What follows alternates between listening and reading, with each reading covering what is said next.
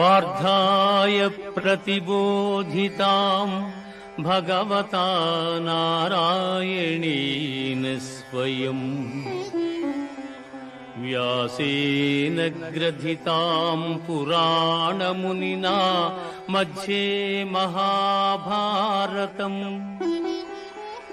అద్వైతామృతవర్షిణీం భగవతీం అష్టాదశాధ్యాయినీం అంబా త్వామనుసందధామి భగవద్గీతే భవద్వేషిణీం భగవద్గీతే భవద్వేషిణీ. భగవద్గీత మహాభారతము యొక్క సమగ్ర సారాంశము. భక్తుడైన అర్జునునకు అనర్చిన ఉపదేశమే గీతా సారాంశము.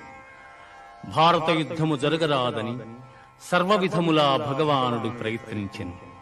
కాని ఆ మహానుభావుని ప్రయత్నములు వ్యర్థములాయను. అటు పిమ్మట శ్రీకృష్ణుడు పార్థునకు సారథి అయి నిలిచెను.